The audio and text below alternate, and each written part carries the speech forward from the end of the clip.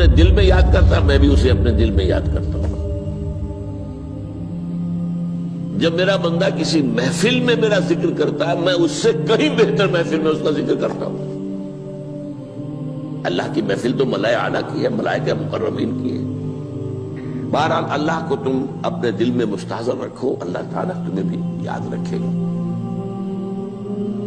دوبارہ فرمایا احفظ اللہ تجدہ امامک تجاہک، اللہ کو یاد رکھو تو اپنے سامنے موجود پاؤ گے، جب چاہو دعا کرو تو احفظ اللہ تجدہ امامک یا تجاہک، اپنے سامنے موجود پاؤ گے۔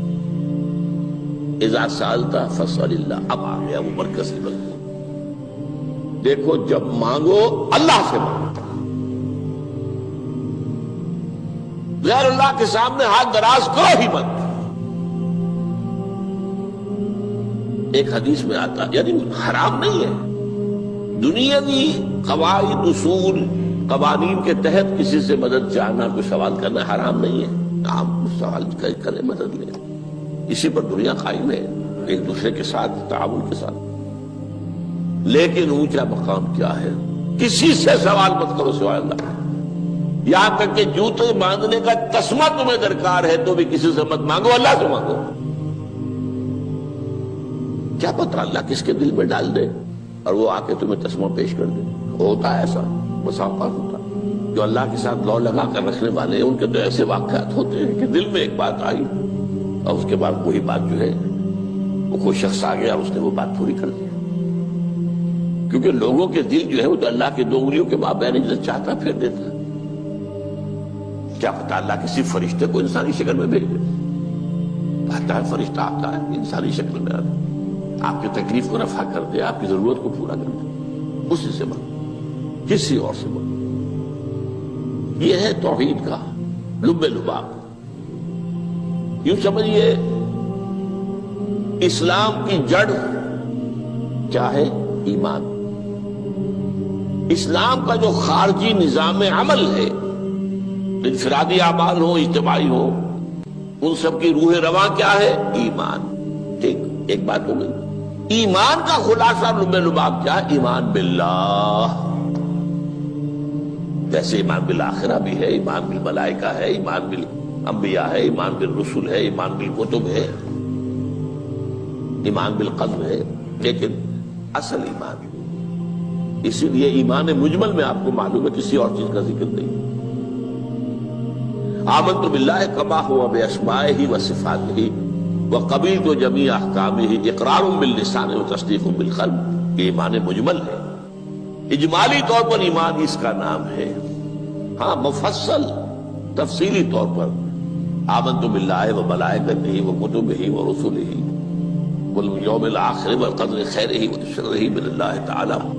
تو اسلام کی جڑ ایمان، اور اسلام کا سارا جو نظام عمل ہے، چاہے انفرادی اعمال ہو چاہے اجتماعی، ان سب کی روح رواں ایمان، اور ایمان کا خلاصہ ایمان باللہ۔ اور ایمان باللہ کا اصل حاصل وہ ہے جو اس حدیث میں آ رہا ہے۔ اس کے دو ہیں تقاضے، عبادت صرف اسی کی، استعانت صرف اسی سے۔ اس لیے میں نے سورہ فاتحہ کا تذکرہ شروع میں کیا۔ یہ عبادت کا جوہر ہے، عبادت کا جو ہے یہ ایمان کا حاصل۔ عبادت صرف اس کی ہے اور استعانت صرف اس سے۔ استعانت ہی میں سوال بھی آ گیا، یہ بھی مدد ہے۔ آپ کسی سے کچھ مدد مالی چاہ رہے ہیں یا کوئی اور مدد چاہتے ہیں، کسی کام میں مدد چاہتے ہیں، جیسے میں نے کہا تھا کہ سفارش کرانا چاہتے ہیں، بھی مدد ہے۔ وَإِذَا اسْتَعَنْتَ فَاسْتَعِنْ بِاللَّهِ، اور جب مدد مانگو صرف اللہ سے مانگو۔ اور وہ سارے الفاظ یاد کر لیے، استدعاء، استعانت، استغاثہ۔ یہ جو غوث اعظم سے استغاثہ کیا جاتا ہے یہ تو شرک ہے۔ استغاثہ اللہ سے، دعائی اللہ کی۔ اس اعتبار سے استمداد، استعانت، استدعاء، استغاثہ، یہ سب اللہ سے، صرف اللہ سے۔ عبادت صرف اللہ، ایاک نعبد، اور استعانت صرف اللہ سے۔ مانگو صرف اللہ سے، جب مدد طلب کرو صرف اللہ سے، اور جان لو اگر تمام لوگ جمع ہو کر تمہیں کوئی فائدہ پہنچانا جائے نہیں پہنچا سکتے، الا بشیء قد کتب اللہ لک وان اجتمعوا علی ان یضروک بشیء لم یضروک الا بشیء قد کتب اللہ علیک، اگر سب مل کر چاہے تمہیں کوئی نقصان پہنچا دے نہیں پہنچا سکتے مگر وہی کچھ جو اللہ نے تمہارے لیے لکھ دیا۔ اب بتائیے خوف کی جڑ کٹ جائے گی کہ نہیں؟ یہ جو ایمان جو ہے یہ خوف اور حزن دونوں سے نجات دلانے والی بات ہے۔ جو حقیقی مومن ہے وہ اللہ کا ولی ہے، حقیقی مومن وہ اللہ کا ولی ہے، اور الا ان اولیاء اللہ لا خوف علیہم ولا هم يحزنون۔ یہ اولیاء اللہ کو علیحدہ مخلوق نہیں ہے، کوئی ان کے سر پہ سینگ نہیں ہوتے، انسان ہی ہوتے ہیں، لیکن حقیقی معنی میں مومن ان اعتبارات سے جو آج ہم پڑھ رہے ہیں، ایمان اس درجے کا پہنچ گیا تو اللہ کا ولی ہے۔ اور لوگوں کے لیے خوف کس بات کا ہوگا؟ کس سے خوف کروں؟ اس کے ہاتھ میں کچھ ہے ہی نہیں، اور اگر کچھ اللہ نے میرے لیے لکھ دیا وہ آ کر رہے گا، چاہے میں لاکھ گڑ گڑاؤں اس کے سامنے کہ مجھے چھوڑ دے، اگر اللہ نے لکھا وہ آیا وہ تو آئے گا، تو کاہے کو اس کے سامنے گڑ گڑانا، کاہے کو جبرسائی کرنا اس کے سامنے، اور کسی کے ہاتھ میں کچھ ہے ہی نہیں، میرا خیر ہے ہی نہیں، کاہے کو خوشامد کرو اس کی۔ اور سنیے، رفعت الاقلام، دیکھو نوجوان، قلمیں اٹھا لی گئی ہیں، وجفت الصحف، اور جو رجسٹر ہیں صحیفے ان کی سیاہی خشک ہو چکی ہے۔ یہ ہے وہ اللہ کا علم، اس میں ہر شے لکھ دی گئی ہے، اس کی قلم اٹھا لیے گئے۔ جیسے آپ کو معلوم ہے امتحان ہوتا تھا، 3 گھنٹے ختم ہو گئے، اسٹاپ رائٹنگ، بس اب قلم رک جانا چاہیے۔ وہ قلم تو تقدیر کا کاتب جو ہے وہ قلم اس کا اب اٹھا لیا گیا، اور جو صحیفے جن پر کے لکھا گیا وہ خشک بھی ہو گئے۔ یہ تو روایت ہے جو امام ترمذی نے جس کو روایت کیا، یہ متن ان کا ہے جو ہم نے پڑھا ابھی، اور ان کا قول یہ ہے کہ یہ حدیث حسن صحیح ہے، لیکن یہی روایت اور انہی راوی سے عبداللہ ابن عباس سے رضی اللہ تعالیٰ عنہما اور بھی محدثین نے کی ہے، تو اس میں سے ایک اور متن جو ہے وہ یہاں پر امام نووی نے دے دیا ہے۔ احفظ اللہ تجدہ امامک، یہ تو پہلا وہ ٹکڑا تھا، وقت تو جاہک تھا، یہاں امامک ہے، امام مطلب ایک ہی ہے، اپنے سامنے پاؤ گے۔ اللہ کی حفاظت کرو، اللہ کو دل میں، اللہ کی یاد کو محفوظ رکھو، گویا کہ اللہ کو مستحضر رکھو۔ ذکر اللہ کے معنی کیا ہے؟ استحضار اللہ فی القلب، یہ ذکر اللہ ہے۔ جنہیں ہم ذکر سمجھ بیٹھے ہیں وہ ذکر کے ذریعے ہے۔ اقیم الصلاۃ لذکری، نماز قائم کرو میری یاد کے لیے، نماز ذریعہ ہے یاد کا۔ یہ علیحدہ بات ہے کہ آپ نے 17 رکعتیں بھی پڑھ لی ہو عشاء کی اور یاد آپ کو آئی ہی نہیں کوئی، آپ تو ایک میکینیکل انداز میں جو ہے وہ اٹھک بیٹھک کر رہے ہیں اور آپ کی زبان سے کچھ نکل رہا ہے، تو اس کا آپ کے شعور سے، دل کی گہرائی سے کوئی رابطہ ہے ہی نہیں، وہ ذکر تو نہیں ہوا۔ ہاں نماز فرض تھی وہ ادا ہو گئی، آپ کی ایک فرض ادا ہو گئی۔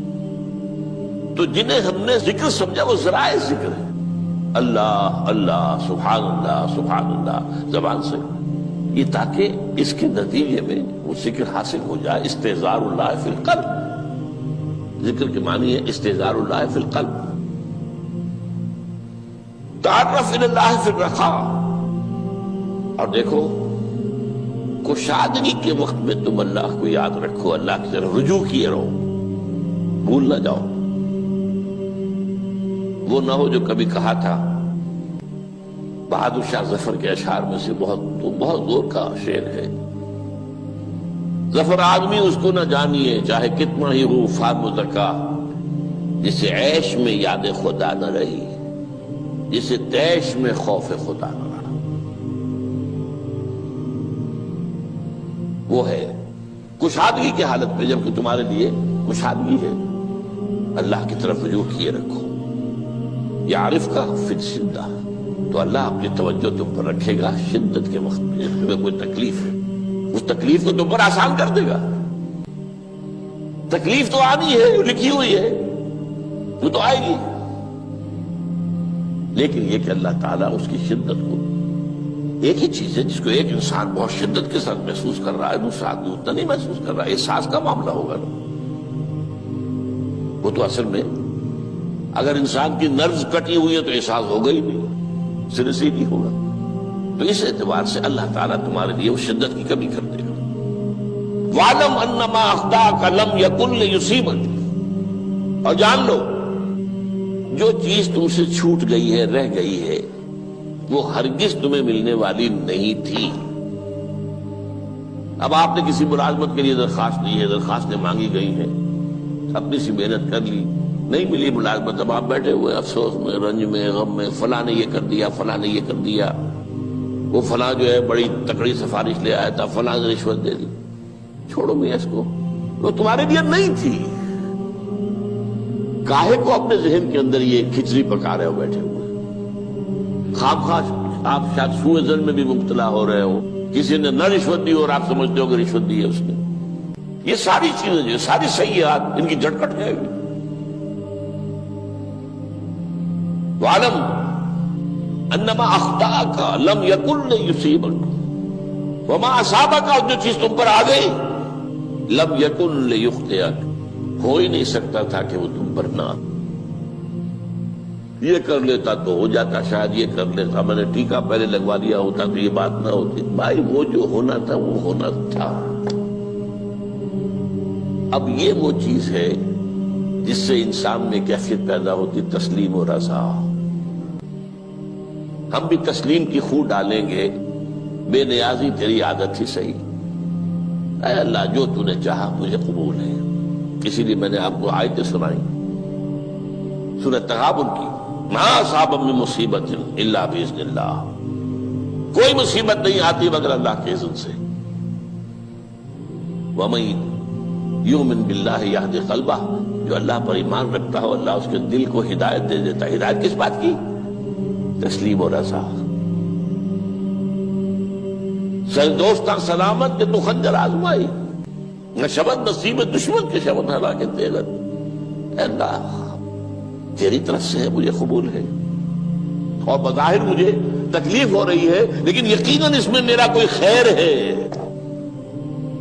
بیدک الخیر، تیرے ہاتھ میں تو خیر ہی خیر ہے، جو بھی تیری طرف سے آئے۔ سر تسلیم خم ہے جو مزاج یاد میں، اور یہ مضمون جو ہے زیادہ بڑے پیمانے پر سورہ حدید میں آیا ہے۔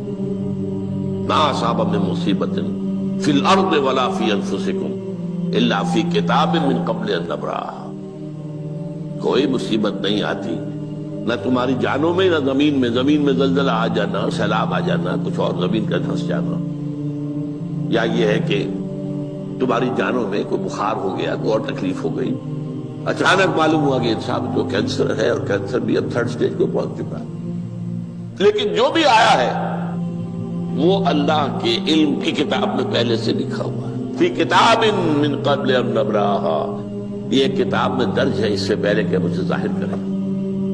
اس کا نتیجہ کیا نکلنا چاہیے؟ لیکن لا تاسوا علی ما فاتکم ولا تفرحوا بما آتاکم، افسوس نہ کیا کرو جو تم سے جاتا رہے، چھوٹ جائے، کوئی عزیز فوت ہو گیا، کوئی موقع ہاتھ سے نکل گیا، ارے بھائی میں چوک گیا، بڑا موقع تھا، اب اس پر افسوس کر رہے ہیں۔ نہیں، جو چیز لیکن لا تاسوا علی ما فاتک ولا تفرحوا بما آتاک، جو اللہ تمہیں دے دے اس پر اتراؤ مت۔ وما اصابک لم یکن لیخطئک واعلم ان النصر مع الصبر، اور جان لو اللہ کی مدد صبر کے ساتھ آتی ہے، جو آئے اس کی طرف سے جھیلو، زبان پر کلمہ شکوہ اور شکایت نہ آئے، اللہ سے شکایت نہ آئے، تسلیم و رضا، جو تیری رضا ہے۔ تیری صحت ہمیں منظور ہے لیکن اس کو، مولانا محمد علی جوہر ایک مرتبہ جیل میں گئے، ایک بیٹی بیمار ہوئی، فوت ہو گئی، اس کے بعد دوسری مرتبہ پھر جیل میں گئے، دوسری بیٹی کو وہی بیماری ہوئی، جیل میں اطلاع ملی کہ بیٹی کو یہ بیماری ہو گئی ہے۔ تو خط لکھا ہے اشعار کی شکل میں. کا آخری شعر یہ ہے: تیری صحت ہمیں منظور ہے لیکن اس کو نہیں منظور تو پھر ہم کو بھی منظور. ہم تو چاہتے ہیں میں بیٹی کے تجھے شفا ہو جائے، اسے منظور نہیں تو پھر ہمیں بھی منظور. وَاعْلَمْ أَنَّ النَّصْرَ مَعَ الصَّبْرِ وَأَنَّ الْفَرَجَ مَعَ الْكَرْبِ. فرج، فراخی، کھل جانا کسی چیز کا، یہ ہے کرب کے ساتھ، تکلیف کے ساتھ. تکلیف ہوتی ہے ساتھ. اللہ نے قانون بنایا ہے دنیا کا. اب آپ اندازہ کیجئے بچے کی ولادت میں ماں کو کتنی تکلیف اٹھانی پڑتی ہے. آج کل تو فیشن ہو گیا ہے، سیدھے سیدھے جاؤ، آپریشن کراؤ، تکلیف سے بچ جاؤ. لیکن یہ ہے کہ یہ بھی آپ کے علم میں ہوگا، وہ ساری تکلیف جیسے ہی بچے کو لا کر ماں کے برابر لٹایا ہے، ساری تکلیف ختم. پھر جو راحت اس سے میسر آتی ہے. ان الفرج مع الکرب وان مع العسر یسرا. اسی لیے میں نے وہ آیتیں بھی پڑھی تھی، ان مع العسر یسرا، ان مع العسر یسرا. اس دنیا میں یہ اللہ نے نظام بنایا ہے، سختیاں جھیلنی ہی ہوں گی. لقد خلقنا الانسان فی کبد. ہم نے انسان کو پیدا کیا مشقت کے اندر، مشقت تو کرنی پڑے گی. کسی کی جسمانی مشقت زیادہ، کسی کی ذہنی مشقت زیادہ، مشقت سے چارہ کسی کو نہیں. تو یہ ہے ان مع العسر یسرا ان مع العسر یسرا. بارک اللہ لی ولکم فی القرآن العظیم ونفعنی وإیاکم بالآیات والذکر الحکیم. میں جب آواز دیتا ہوں وہ کہتے آ رہا ہوں میں جب آواز دیتا ہوں وہ کہتے آ رہا ہوں میں. یہی میرا تعارف ہے، گدائے مصطفیٰ ہوں